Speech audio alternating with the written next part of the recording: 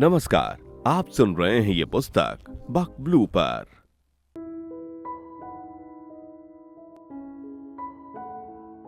अध्याय 14 उम्मीद। दोनों परिवारों को ऐसा महसूस होने लगा था मानो 3 वर्षों से पूरी तरह टूटा हुआ, बिखरा हुआ कुलांक और विक्रांगी का परिवार फिर से एक होने की दिशा में बढ़ रहा है। सबसे बड़ी बात ये थी कि अश्विन और मस्विन, कुलांक और विक्रांगी के दोनों बेटे मन से चाहते थे कि उनके मम्मी पापा का रीयूनियन हो जाए। उन्हें अपने माता पिता वैसे ही चाहिए थे जैसे वे डिवोर्स से पहले हुआ करते थे। दोनों परिवार अपने अपने जीवन में पूर्ण थे। गोगो के घर बस चुके थे। रिवांगी, मुनमुन, रिंकू राजा, रानी सभी अपनी अपनी दुनिया में स्थिर और खुश थे। केवल अधूरे थे तो कुलांक और विक्रांगी, जो कभी पूरे सर्कल और शहर में आदर्श कपल माने जाते थे, पर 3 साल पहले जिद और अहंकार में वे अपना सुंदर रिश्ता तोड़ चुके थे, जिसे ना तो रिश्तेदारों ने स्वीकार किया था और ना ही उनके अपने बेटों ने। पिछले 3 वर्षों से वे लोग अलग थे और ये अलगाव न सिर्फ उनका बल्कि उनके अनेक प्रियजनों के जीवन को भी अव्यवस्थित कर चुका था। अब आज दोनों परिवार फिर से आशावान थे। उन्हें लगता था कि उम्मीद की किरण उग चुकी है और शायद ये अध्याय सुखद मोड़ ले सकता है। मिस्त्री परिवार जब पहली बार एकत्र हुआ तो बातचीत स्वाभाविक रूप से इसी विषय पर घूमने लगी। मधुसूदन मिस्त्री बोले, लगता है हमारी बेटी विक्रांगी का जीवन फिर से व्यवस्थित होने वाला है। अब उसे मन से ईगो और जिद छोड़कर कुलांक के साथ आगे बढ़ना होगा। माली मिस्त्री ने सहमति से कहा, भगवान करे ऐसा जल्दी ही हो जाए। मधुसूदन मिस्त्री ने मुस्कुराते हुए जोड़ा, अवश्य सब ठीक होगा। देखा नहीं अश्विन और मस्विन की आंखों में कैसी चमक थी जब हमने उनसे इस बारे में बात की। गोगो मिस्त्री बोले, लगता है और होना भी चाहिए। हमें पहले ही उन्हें ऐसा कदम उठाने से रोकना चाहिए था।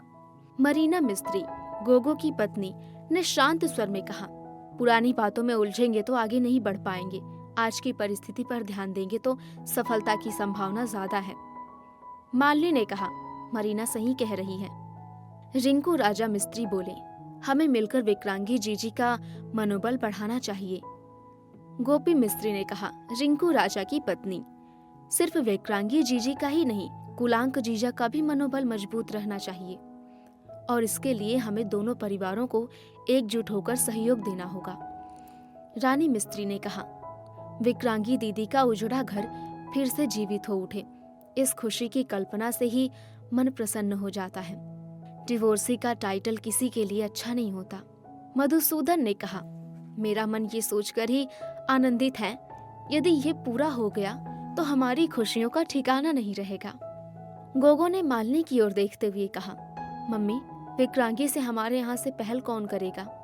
आपको आगे बढ़कर बात करनी होगी। मालिनी ने गहरी सांस लेते हुए कहा, हम सब एकजुट हैं, सब एक दूसरे की बात समझ रहे हैं, पर मुझे आप सबको बताते हुए थोड़ा शर्म आ रही है। हमारी बड़ी बेटी पाटलिया पटेल अब भी आग उगल रही है कुलांक के विरुद्ध।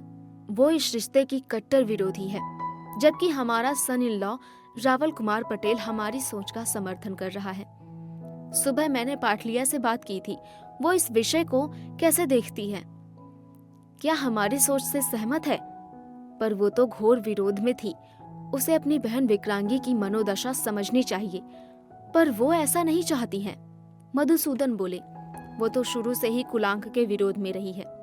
समय समय पर ये बात स्पष्ट भी हुई है, लेकिन उसे ऐसा नहीं कहना चाहिए। आखिर वो बड़ी बहन है विक्रांगी की। माली ने सिर हिलाते हुए कहा, आप सही कह रहे हैं। हमारे परिवार में सब, हमारी बहुएं भी, दोनों के साथ आने का पक्ष लेते हैं।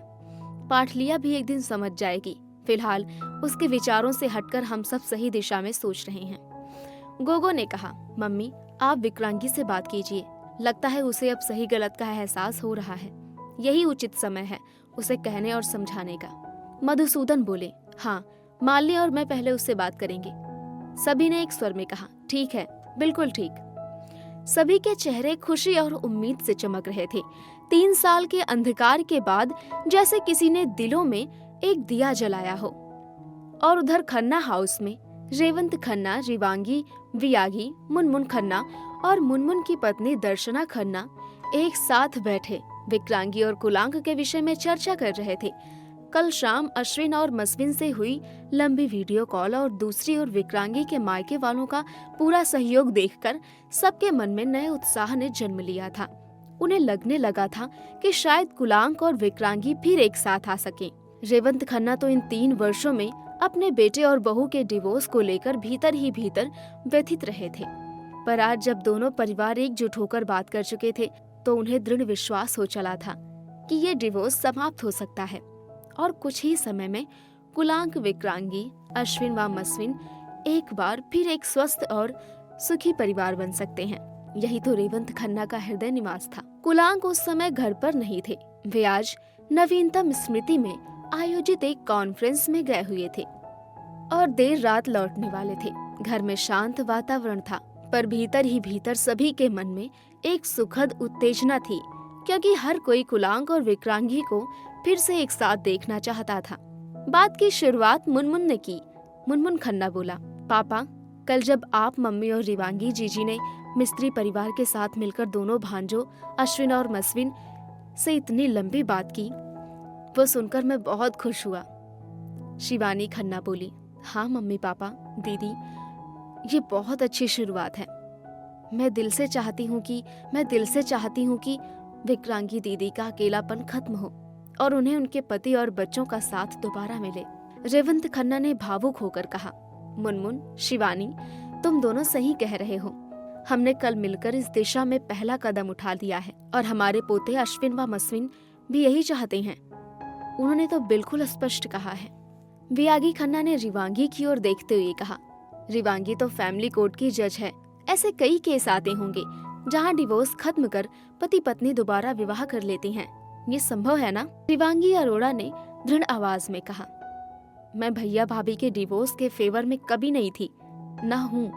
मैं हर संभव प्रयास करूंगी कि दोनों फिर से सामान्य जीवन जिएं, अपने दोनों बच्चों के साथ, और हम सब मिलकर एक परिवार की तरह खड़े रहें। रेवंत खन्ना ने भारी आवाज में कहा, अगर ऐसा हो गया तो मेरा सारा संताप समाप्त हो जाएगा। मुझे तो बेटे बहू का ये डिवोर्स हमेशा हमारे परिवार का उपहास और अभिशाप लगता है, और मैं जब भी अपने दोनों पोतों को देखता हूँ साफ नजर आता है वे भी अपने मम्मी पापा को वैसे ही चाहते हैं जैसे वे पहले थे। शिवानी बोली, हमें देर नहीं करनी चाहिए, बल्कि कुलांक भाई साहब को सही कदम उठाने के लिए प्रेरित करना चाहिए। मुनमुन ने तुरंत कहा, हाँ पापा, हाँ मम्मी, जीजी अभी रविवार तक हैं, उससे पहले ही पहल करनी होगी। रिवांगी ने कहा, मैं भी यही चाहती हूँ। कल सुबह ही हम सबको कुलांक भैया से बात करनी चाहिए, और मधुसूदन मिस्त्री, मालिनी मिस्त्री, अंकल आंटी भी सुबह ही विक्रांगी से बात करने वाले हैं।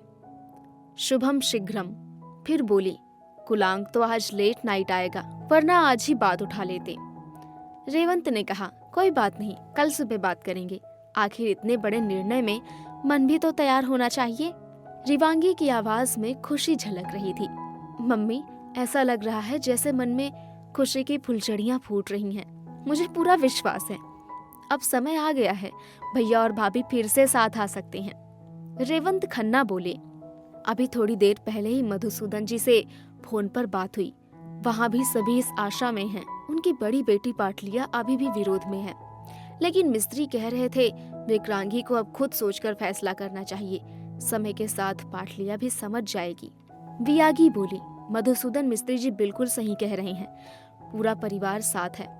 पाटलिया, वो शुरू से ही विक्रांगी से जलन रखती थी, उसे विक्रांगी का बढ़ना पसंद नहीं था, वरना आज भी क्यों विरोध कर रही है। खैर उसे छोड़ो, हम सब मिलकर बात बना रहे हैं और हमें आशा है कि सफलता मिलेगी। मुनमुन ने दृढ़ता से कहा, हम सब तो कुलांक और विक्रांगी को मिलाकर ही रहेंगे। इस बीच रेवंत खन्ना के फोन की घंटी बजी। कॉल मधुसूदन मिस्त्री का था। औपचारिक अभिवादन के बाद मधुसूदन ने कहा, यहाँ अभी हम सब एक बात पर सहमत हुए हैं। कल सुबह मालिनी और मैं विक्रांगी से बात करने वाले हैं। हमें आभास हो चुका है कि विक्रांगी भी इसी दिशा में सोच रही है। खन्ना हाउस में क्या चल रहा है? रेवंत खन्ना ने फोन स्पीकर पर डालते हुए कहा, यहाँ भी पूरा परिवार एक ही निर्णय पर पहुंचा है। हमें कुलांक को विक्रांगी से बात करने की पहल करवानी होगी। हम सब समझ चुके हैं कि कुलांक क्या चाहता है। समय ने जो दूरी डाल दी है, अब उसे हटाना ही होगा। कल सुबह मैं और वियागी इस विषय पर कुलांग से बात करने वाले हैं। दोनों पक्षों के कल सुबह अपने अपने तरीकों से कुलांग और विक्रांगी से बात करने की इस एकजुट तैयारी ने दोनों परिवारों के दिलों में नया विश्वास जगा दिया। सभी के चेहरे पर एक शांत, संतोषजनक मुस्कान थी, मानो वर्षों की प्रतीक्षा अब पूरी होने वाली हो। अभी आप सुन रहे थे ये पुस्तक बक ब्लू पर। आपको ये किताब कैसी लगी कमेंट में हमें जरूर बताएं। साथ ही स्क्रीन पर दिए गए सभी प्लेटफॉर्म्स पर हमको फॉलो करना ना भूलें। धन्यवाद।